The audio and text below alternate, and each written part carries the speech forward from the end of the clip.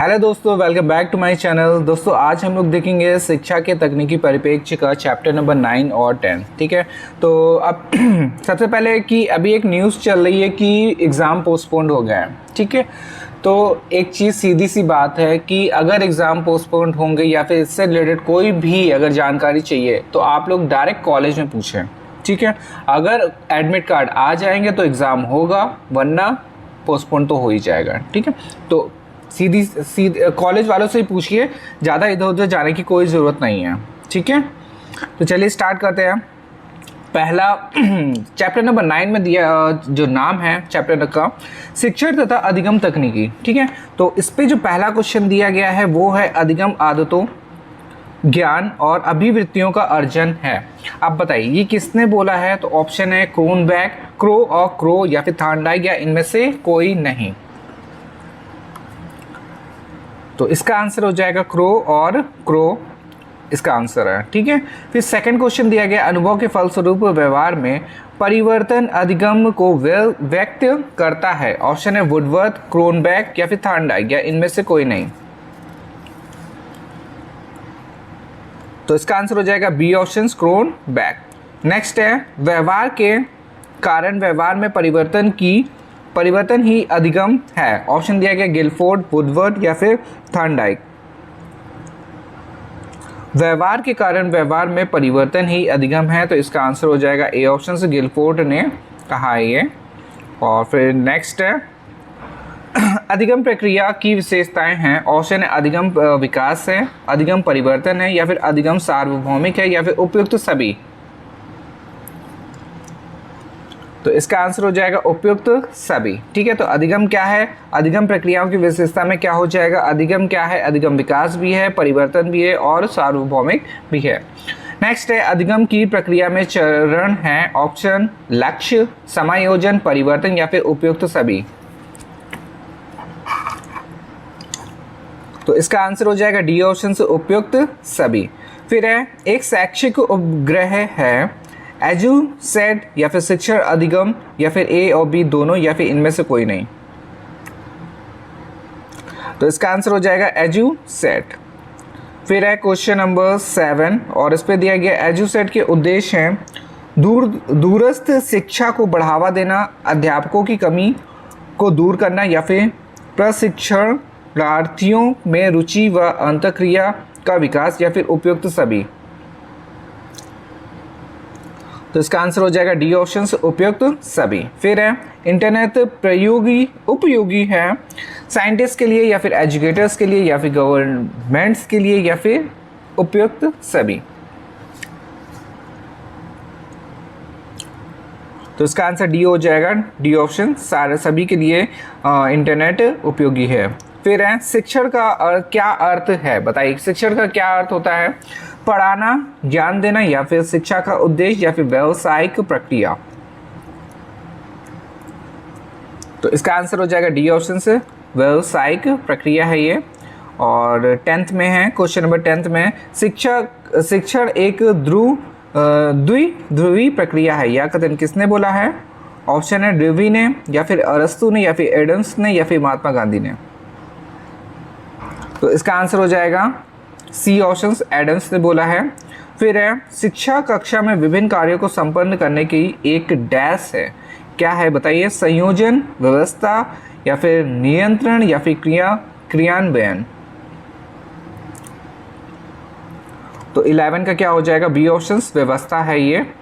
और next question 12, question number 12 है शिक्षण का क्षेत्र है संकीर्ण, संकुचित, या फिर निश्चित, या फिर विस्तृत।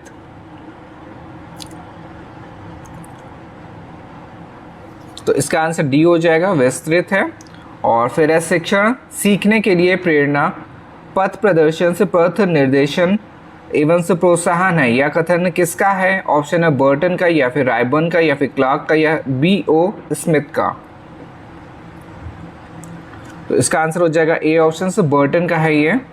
और फिर क्वेश्चन नंबर 14, शिक्षण का उद्देश्य निर्देशित क्रिया है। ऑप्शन बर्टन की, या फिर स्मिथ, या फिर स्किनर, या फिर गेज। और इसका आंसर हो जाएगा बी ऑप्शन, स्मिथ हो जाएगा। और क्वेश्चन नंबर 15, इसमें दिया गया अनुभव तथा प्रशिक्षण द्वारा व्यवहारों के रूपांतरण ही अधिगम है। यह कथन किसका है? ऑप्शन है गेट्स तथा अन्य का, या फिर कालीबन का, या फिर क्रो का, या फिर बर्टन का। तो इसका आंसर हो जाएगा ए ऑप्शन से गेट्स तथा अन्य का है अनुभव तथा प्रशिक्षण से द्वारा व्यवहारों में रूपांतरण ही अधिगम है। ठीक है, फिर इसके बाद चैप्टर नंबर 10 जिसका नाम है सूचना एवं संप्रेषण तकनीकी अर्थ लाभ प्रक्रिया एवं बाध्यताएं। पहला क्वेश्चन दिया गया सूचना एवं संप्रेषण टेक्नोलॉजी को संक्षेप में कहा जाना जाता है। बताइए क्या बोलते हैं इसको? TIC या फिर CT या फिर CIT या फिर ICT। तो इसका आंसर हो जाएगा डी ऑप्शन से ICT। फिर है क्वेश्चन नंबर 2 संप्रेषण शब्द की उत्पत्ति लैटिन भाषा के किस शब्द से हुई है? कम्युनिस्ट या फिर कम्युनस या फिर कम्युनी, या इनमें से कोई नहीं। संप्रेषण शब्द की उत्पत्ति लैटिन भाषा, देखिए लैटिन भाषा भी याद रखिएगा, लैटिन भाषा से हुई है। कौन से शब्द से हुई है? तो इसका आंसर हो जाएगा कम्युनिस्ट। ठीक है, नेक्स्ट है संप्रेषण की प्रक्रिया में संदेश, संप्रेषण की प्रक्रिया में संदेश भेजने वाले को कहते हैं, क्या बोलते हैं? प्राप्तकर्ता या फिर प्रेषक या फिर निर्देशक या फिर अनुदेशक। तो थर्ड का बी हो जाएगा प्रेषक। ठीक है,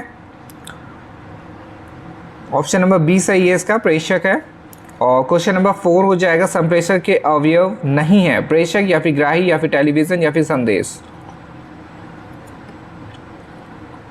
तो 4 का सी ऑप्शन हो जाएगा, टेलीविज़न नहीं है। और क्वेश्चन नंबर 5 संप्रेषण से माध्यम को कितने वर्गों में विभाजित करता है? इंपॉर्टेंट है ये वाला। संप्रेषण माध्यम को कितने वर्गों में विभाजित करता है? ऑप्शन दिया गया 4, 2, 3 या फिर 7। तो इसका आंसर हो जाएगा बी ऑप्शन, 2 भागों में विभाजित करता है। और फिर माइक्रोग्राफी का आविष्कार कब हुआ था? सन 1935 में, सन 1940 में, सन 1950 में या फिर 1930 में। तो इसका आंसर हो जाएगा सन 1940 में। फिर है क्वेश्चन नंबर 7 और इस पे दिया गया है ICT से संबंधित सभी विधियों उपकरणों अवधारणाओं को संदर्भित करता है। ऑप्शन डिजिटल जानकारी संग्रहित करना या फिर डिजिटल जानकारी भेजना या फिर डिजिटल जानकारी रिकॉर्ड करना या फिर उपयुक्त सभी। तो इसका आंसर हो जाएगा उपयुक्त सभी। फिर है ICT का पूर्ण रूप है, ऑप्शन इंफॉर्मेशन कम्युनिकेट टेक्नोलॉजी या फिर इंफ्रा कम्युनिकेशंस टेक्नोलॉजी या फिर इंफॉर्मेशन एंड कम्युनिकेशंस टेक्नोलॉजी या फिर उपरोक्त में से कोई नहीं। तो 8 नंबर का आंसर हो जाएगा C option information and communication technology. फिर है 9th क्वेश्चन नंबर 9th का, क्वेश्चन नंबर 9th है प्रोफेसर ग्राफिन ने फोटोस्टेट का आविष्कार किया। बताइए प्रोफेसर ग्राफिन ने फोटोस्टेट का आविष्कार कब किया? सन 1905 में या फिर 1900 में या फिर सन 1910 में या फिर सन 1900 में या फिर 1905 में या फिर 1920 में।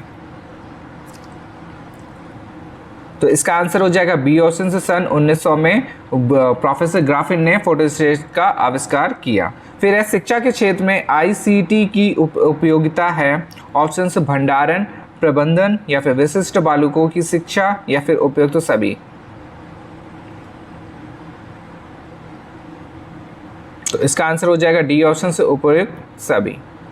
फिर है क्वेश्चन नंबर 11, इस पे दिया गया सूचना एवं संप्रेषण तकनीकी का शिक्षा में लाभ। तो छात्रों का व्यक्तिगत विकास और शिक्षण प्रशिक्षण में सहायक और शैक्षिक प्रशासन में सहायक और उपयुक्त सभी। क्वेश्चन नंबर 11 और इसका आंसर हो जाएगा उपयुक्त सभी।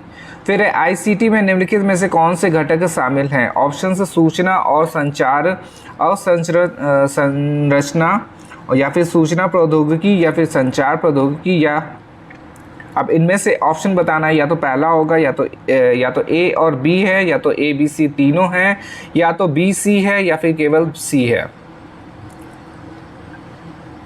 तो इसका आंसर हो जाएगा, तीनों हो जाएगा, ए बी सी तीनों हो जाएंगे इसके आंसर।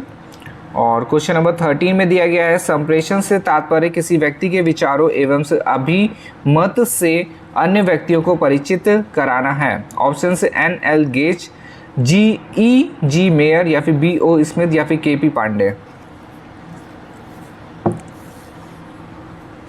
तो इसका आंसर हो जाएगा 13 का ई जी मेयर, बी ऑप्शन हो जाएगा। 14 क्वेश्चन नंबर में दिया गया, संप्रेषण है द्विमार्गी या फिर सतत प्रक्रिया, या फिर औपचारिक, या फिर अनौपचारिक, या फिर उपयुक्त सभी।